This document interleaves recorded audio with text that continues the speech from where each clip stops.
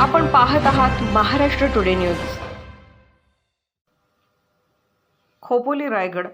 खोपोली येथील ढेकू येथे एका इलेक्ट्रिक पोल बनवण्याच्या कारखान्यात बेकायदेशीरपणे केमिकल कंपनी सुरू असल्याची बाब पोलिसांच्या निदर्शनास आली।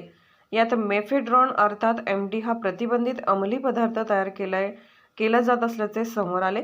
पोलिसांनी सुरुवातीला धाड टाकून 85 किलो वजनाचे 107 कोटी रुपये किमतीचे मेफेड्रॉन जप्त करण्यात आले।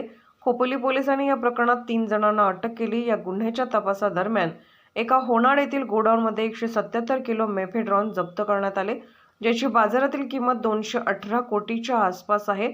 याच्या तपासादरम्यान आरोपींनी मेफेड्रॉन JNPT मार्के परदेशातही पाठवल्याची बाब आता समोर आली आहे।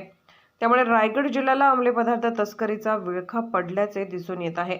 जिल्ह्यात 1 जानेवारी ते 15 डिसेंबरपर्यंत रायगड पोलीस दलाच्या हद्दीत अंमली पदार्थ तस्करी, विक्री आणि सेवनाचे एकूण 17 गुन्हे दाखल करण्यात आले।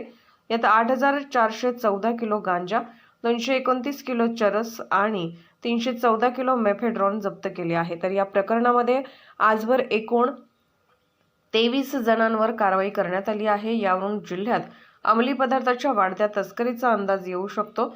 मुंबई, नवी मुंबई आणि पुणे परिसरात हाय प्रोफाईल पार्ट्यांमध्ये मेफेड्रॉनला मागणी असते। मेफेड्रॉन वितरण करणे सोपे जावे यासाठी मुंबई पुणेच्या मध्यवर्ती ठिकाणी असलेल्या खोपोलीची आरोपींनी निवड केली होती आणि यासाठीच खोपोली परिसरात मेफेड्रॉन निर्मितीचा कारखाना उभारला होता। नववर्ष स्वागत पार्ट्यांमध्ये हे मेफेड्रॉन वितरणाचा आरोपींचा मानस होता, अशी माहिती आता समोर येत आहे।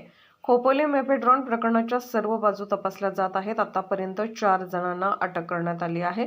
या प्रकरणातील आरोपींनी मेफेड्रॉन परदेशातही पाठवल्याचे समोर आले आहे। त्याही दृष्टीने तपास सुरू आहे। महाराष्ट्र टुडे मराठीसाठी ब्युरो रिपोर्ट, खोपोली, रायगड।